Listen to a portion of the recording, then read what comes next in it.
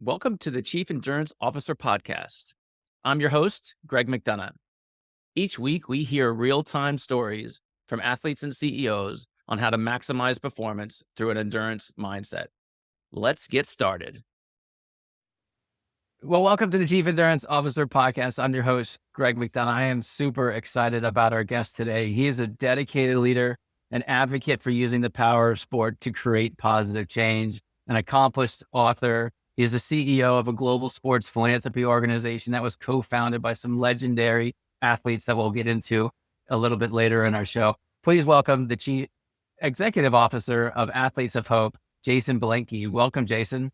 Thank you so much for having me, Greg. Been really looking forward to this. I can't wait to dive into lots of different topics. But as you know, I love talking about the endurance mindset, Jason. How has your endurance mindset impacted your life unexpectedly? Yeah, on the surface, my endurance mindset has impacted every facet of my life. As you mentioned, my role as CEO of Athletes for Hope, through my work as a high school track and field cross country coach, through the process of publishing a few children's books, training as a runner and triathlete. But I'd say unexpectedly, my endurance mindset has played a big role in how I show up as a parent. Hmm. Um, yeah, I always tell my kids how much I love them and, that I'm always going to be there for them. But at the same time, I think they know the only way we can grow is by working through challenging and new things. And that manifests in a lot of ways. For example, it wasn't easy for either of my kids to learn how to ride a bike, to tie their shoes, or, become proficient readers. And, in the beginning, there was a lot of crying, pushback. It was too tough. They're never going to get it. But as a parent, I view it as my role to gently encourage them not to give up and to keep showing up to work on it until they get it. And eventually they did get it. And they were very proud of themselves. And now they have more confidence that they can do these things on their own. And now they enjoy doing a lot of those things, particularly reading on their own independently. My wife and I try to model that kind of behavior as much as we can through how we lead our daily lives, particularly in modeling daily physical activity. And, seeing, like you and me have talked about, just the importance of fitting it in, even when we have lots of other things going on in life. With the challenges of screen time happening now with this generation of kids, it just feels really, really important. So, Jason, I'd love for you to go a little bit deeper into leading daily life, like you and your wife playing these examples with your children. Can you go into a little bit more detail there? Yeah, my wife and I try our best to model this kind of resilient behavior with our kids in the way we lead our own lives, particularly in prioritizing daily physical activity.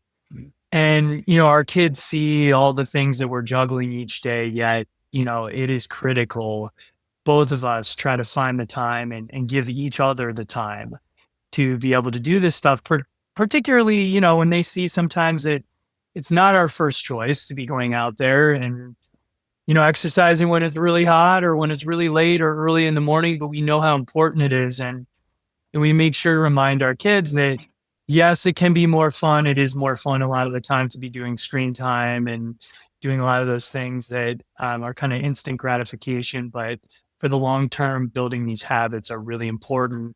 And I'll just add to that, as a parent, I am far from perfect. I do lose my patience a lot of the time when meltdowns occur, particularly in, the kids not getting along and not really listening. But that is another important aspect of the endurance mindset is recentering yourself when things are not going the way that you want. And that when that's happening, to really refocus on the smaller actions that are within your control to get you back to a more stable place. And I think that's something that I try to apply to, really all the aspects of my life, whether that's as an athlete, as a coach, or nonprofit employee. Sure. It's interesting. I've done this show now 100 and some times, and I think you're the first that took the parent angle. And you're spot on, right? Those meltdowns, those difficult moments always happen at the worst possible time, right? You're trying to get out the door to make it to the doctor's appointment or get him on the school bus on time. And you do got to break it down into like this small actionable chunk, which then leads right back to your point about the endurance mindset of like figuring out a way to handle these things in small bite-sized moments and what that teaches. And so you start off our conversation talking about the endurance mindset, parenting, the struggles with like riding the bike and teaching them these, basic skills that we need in life. And now they're pioneering on their own. What else have you seen your kids sort of like dive into that you didn't expect them to because of the lessons you and your wife have taught them? Yeah, that's such a great question. I think the aspect of paying it forward to other people is the part that I have really enjoyed seeing with them. And that's something that we do try to preach in our house as well, that if they see friends that are also kind of struggling with something, that they are there to help support them. And whether that's on their different sports teams that they're on, or like my son, yeah, he just learned how to tie his shoes a couple months ago. And like a couple times when he's had friends over, he's like tried to take them aside and show them how to do it when they said that maybe they didn't know how to do it. And, in an effort to help them. And so I've been really proud of seeing that. And it's also kind of funny because I bring them out to my track team sometimes. And they've been part of that for a couple of years, and they see how challenging of a sport it is. And they know all the kids on the team now, and they'll even like step in sometimes and they'll like give their own little tips, like when they're in the middle of a workout and encouraging them. And I just love to see that kind of, paying it forward mindset that I think they've seen as a result of kind of working through difficult things. That's awesome. It's funny you brought up tying your shoes. I was away last week with my youngest daughter. She qualified for a swim meet, and we're getting up in the morning and going out to the swim meet, and she's putting her shoes on, and she ties her shoes in a completely different way than I do. And it was just, it gave me this uncomfortable moment. But at the end of the day, they were tied. And so life is good. Yeah. Jason, I'd love to know, like, how do you see your endurance mindset, how you work with your children kind of come out in your coaching, in your track coaching? Yeah. So our team has 5 core values that we call our 5 Ps. And number one is having a plan, showing up every day, knowing what you want to accomplish. Second is being present, tuning out all the distractions, all the anxieties to the greatest extent possible. We're all human, so it's not entirely possible every day, but to just be there with us and hopefully have that be a positive outlet. The third P is being positive. To me, that's the most important one that I integrate in my own life. I am always looking for the positivity, even when, stuff is not going my way. And that's, as an endurance athlete, that is really difficult sometimes when you're not getting the results you want or you're having a tough day. Number 4, P is persevering.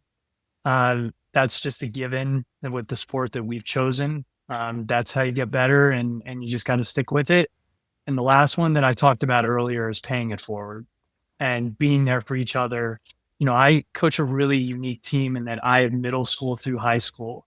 So I have 6th through 12th grade on the team. And even though it's 4 separate teams, middle school boys and girls, high school boys and girls, we all train together and we all support each other. So you will see at our practices, 6th graders running with 9th or 10th graders.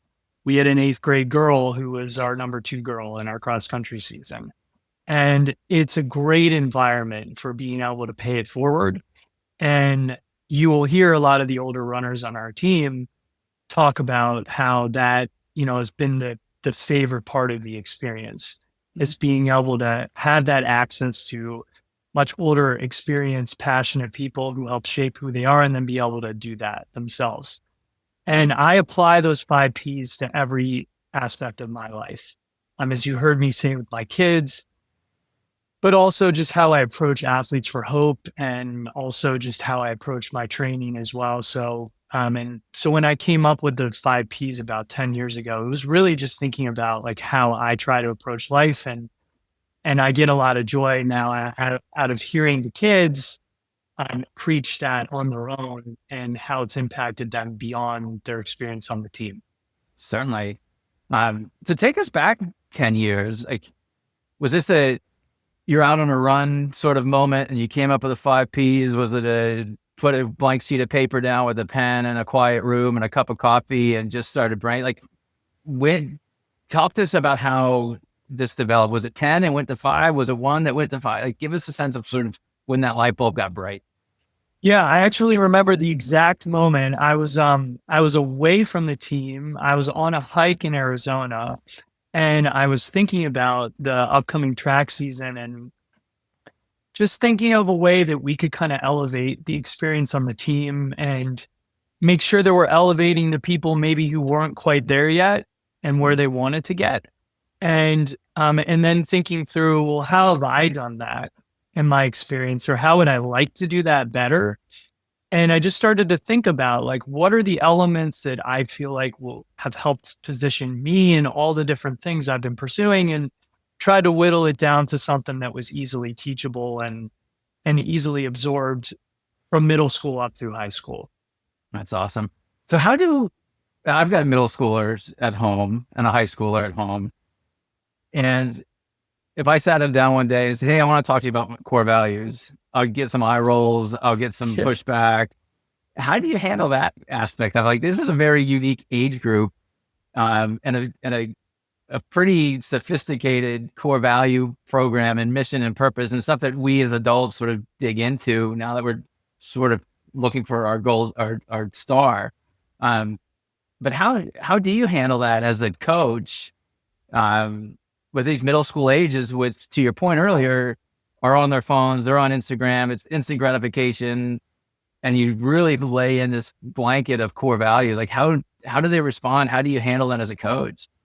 Yeah, it's such a good question. I mean, the most important thing is to meet them where they are, like what you just said, right? It's hearing these things from their teammates and not as much from me. Like, I certainly am not trying to preach that, other than the beginning of the season, making sure that everybody understands, like, this is what our team is about. It's more so focusing on just the tangible things that fit into each of those categories. Like, we'll show up to Sunday practice, because I coach at a Jewish school, and so our schedule's a little bit different, and they can't practice on Saturdays, so Sunday mornings is their day, and that is the one day that they could be sleeping in if they didn't have practice. Instead, they're waking up.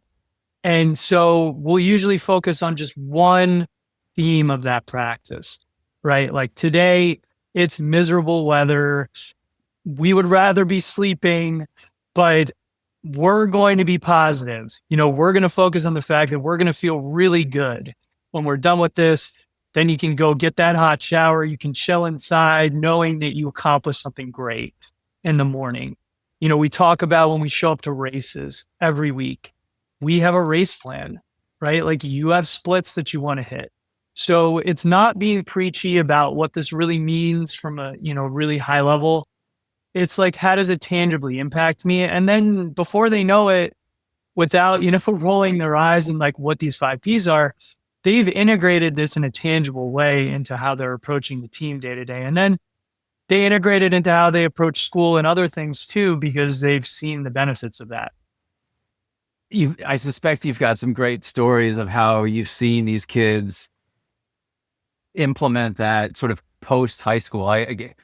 To me, this sounds like something that they carry forward for decades and decades. And granted, it was 10 years ago, so your sample size isn't as big, but I suspect you've got one or two stories of when they get to the college level or they get beyond college that they're still implementing these core values that you taught them as a coach in middle school or high school.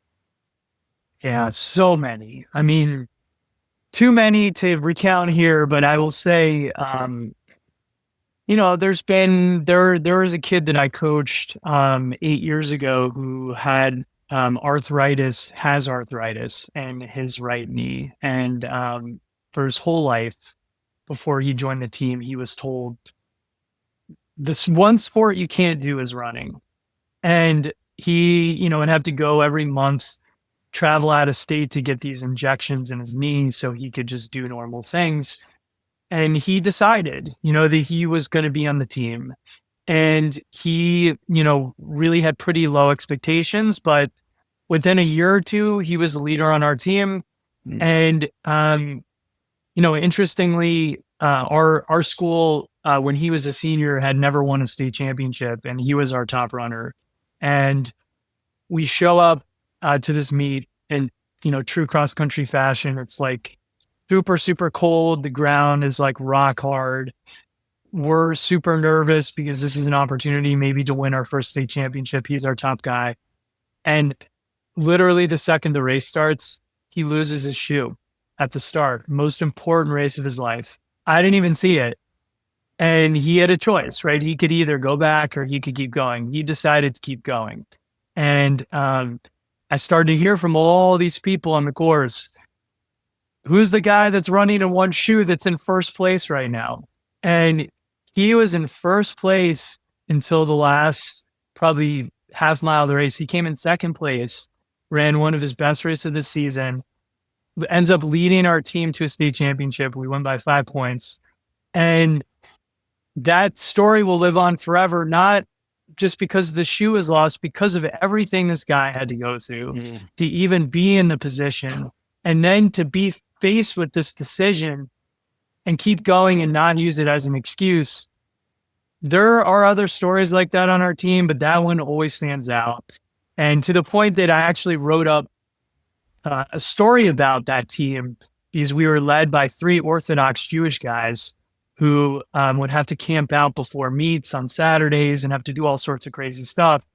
And potentially a movie is going to be made about that team and that season because it was such a great story. But again, these are just people that were kind of applying these life lessons to the team and way beyond the team. And it continues to inspire each of the new runners that join the team each season. And I think they view it as a badge of honor to be on the team because of that. Yeah, 100%. Just hearing that story, like when you were going through it, my first thought was he must have taken his other shoe off, right? So you're not sort of lopsided. Yeah. Like just throw the other one off and go in your socks and get to the finish line. Jason, I suspect that many of these stories have led into you publishing books. And I'd love for you to talk to our audience about the books that you've written and sort of where that inspiration came from. Definitely. So I'm very much try to be, as you heard in one of my P's, the present one, trying to be present as much as possible. And that's tough in today's world. But, when we had our first kid 11 years ago, my daughter, we were just, trying to be present in that experience. And I found myself wanting to remember, a lot of these things that we were going through that I just had the paranoia that I was going to forget. So came up with this idea for a book called Little Moments. And it's all about the whole focus of the book is to celebrate the little moments in life. And of course, there's lots of big ones. But to just sometimes take a step back and just appreciate just these amazing things that happen to us every day that just we kind of forget about.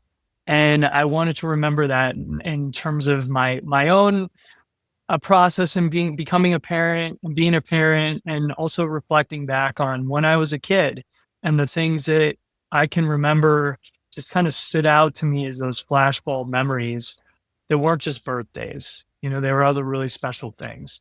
So that's why we, my wife and I, wrote our first book, Little Moments.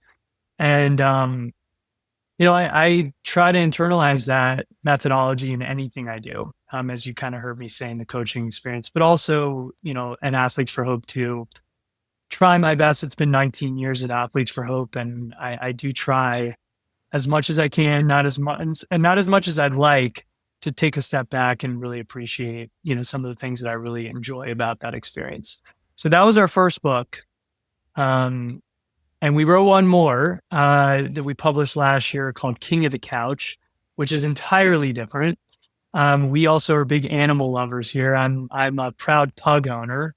And if you've been around pugs before, they're pretty funny. They make a lot of strange noises, do a lot of funny things, and wanted to kind of create a story that framed out the unique element of that kind of pet owner's experience of having dogs who, as they get older, and pugs really are reluctant to do anything other than eat.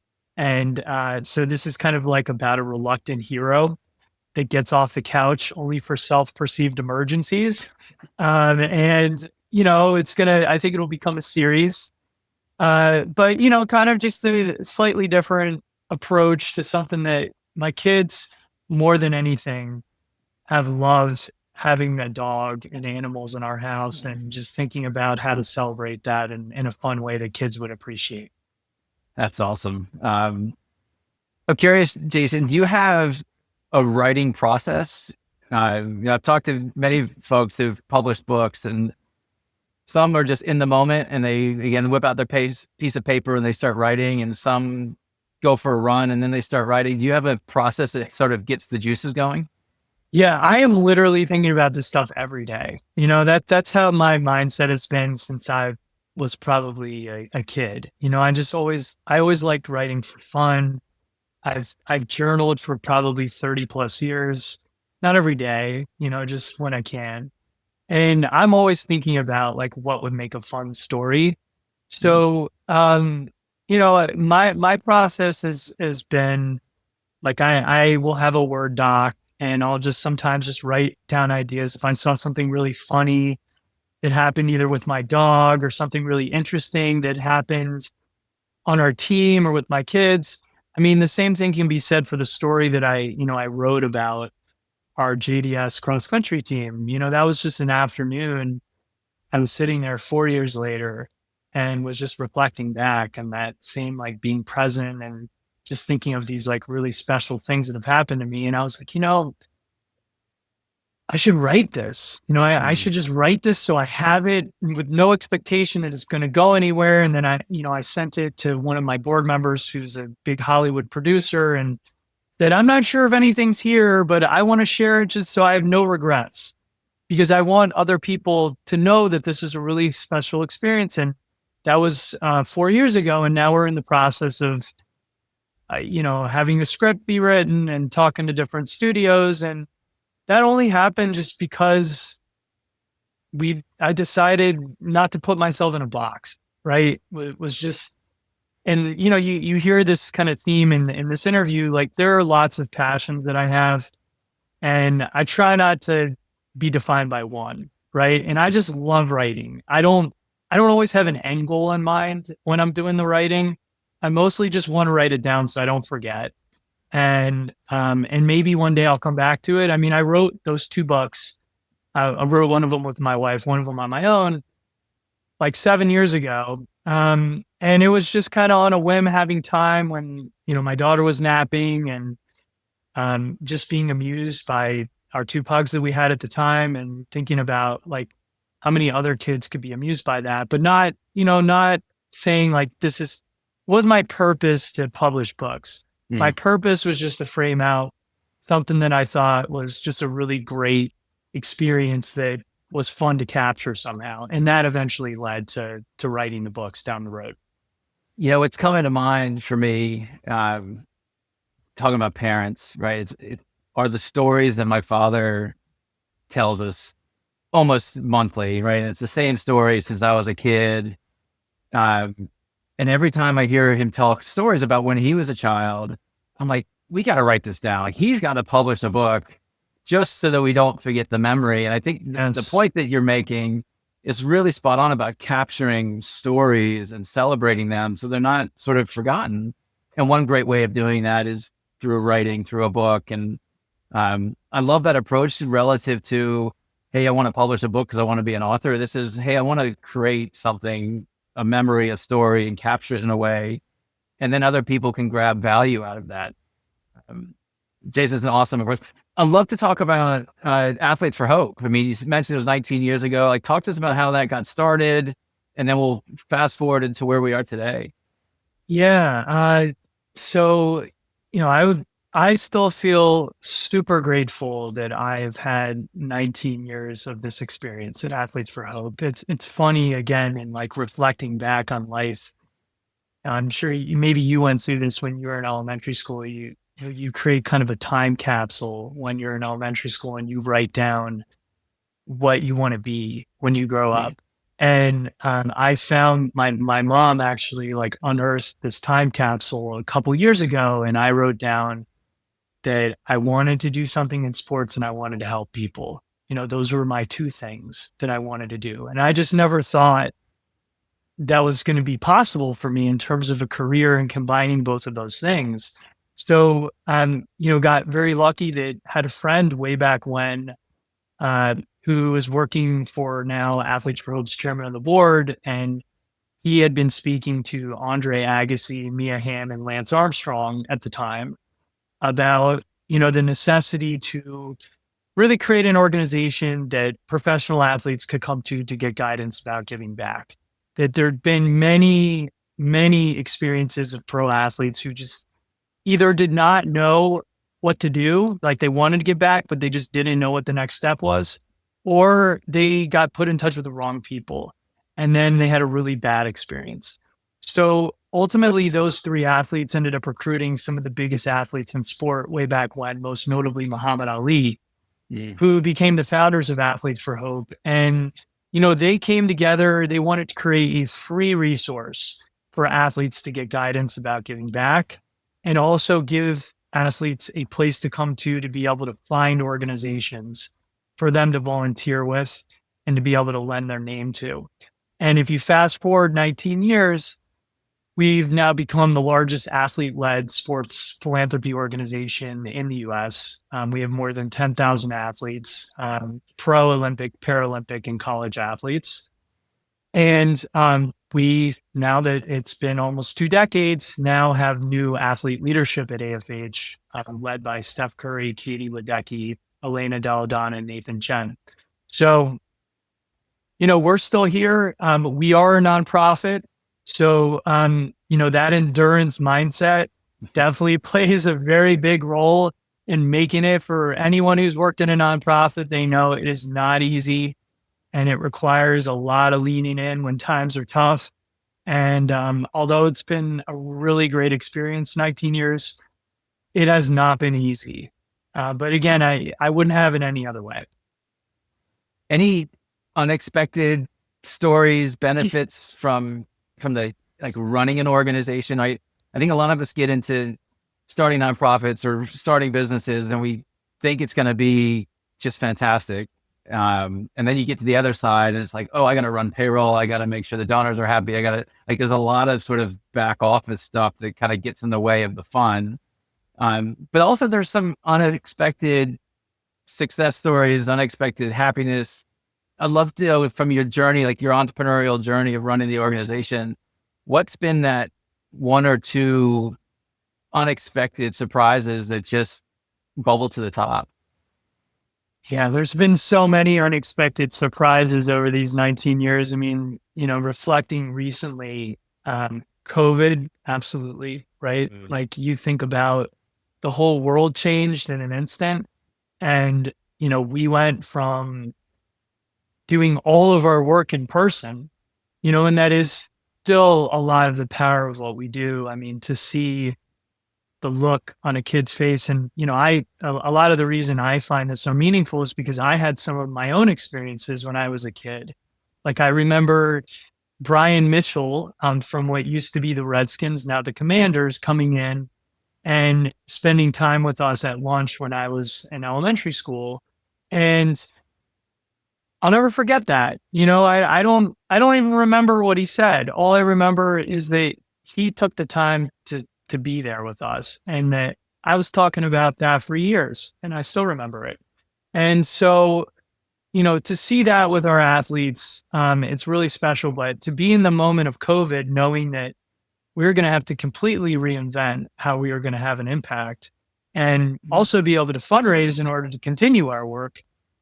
It was really tough, but at the same time, I think the endurance mindset again really demonstrates not just me, the organization looked really objectively to say, like, what can we do in this moment? We have this great base of very passionate athletes, and we were able to transition a lot of our model to a virtual format to be able to reach actually a much larger group of people than what we were reaching prior to COVID. And that has continued since COVID. So, a lot of the schools, because we have a program called Champs where it teaches physical and mental health skills. Our athletes come in once a month and they talk about their own life experiences and translate them into themes that resonate with elementary school kids. And that was all being done in person. And we wanted to do it virtually, but a lot of the schools had not caught up yet with their technology. And now every school, pretty much everyone out there, is equipped for these virtual visits because of COVID. And it's transformed our program from, probably reaching a couple hundred schools to now we reach 1,000 schools every month and impact more than 200,000 kids every single month. So, that was very unexpected. And it could have gone differently. Obviously not everything was perfect during that time. There were a lot of things that, tough decisions we had to make. But in the end of the day, we came out better for it and being resilient in that tough time. Certainly. You said schools, are you virtually is it the high school level, elementary school level, are you in the college? Like, give us a sense of where that impact is being delivered. Yeah. So this program that I referenced, Champs, is 2nd through 5th grade. And it's schools all throughout the US. And we do have some smaller high school footprints, but primarily it is that group and we chose to target that group because we feel like they're the most impressionable at that time. We want to teach these life skills as soon as they're in a position to grasp those concepts. And, we do try to translate it in a way that like really makes sense for somebody who's in 2nd or 3rd grade. Like, I'll give you an example. One of our lessons is about courage. So we will have an athlete talk about how they've had to show courage in difficult times during their career.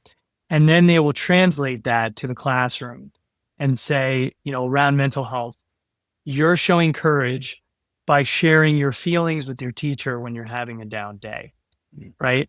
You're showing courage by reaching out to a classmate who is struggling with something or doesn't have a friend there and would benefit by having you go over there, even though it might not be easy for you to lend a helping hand.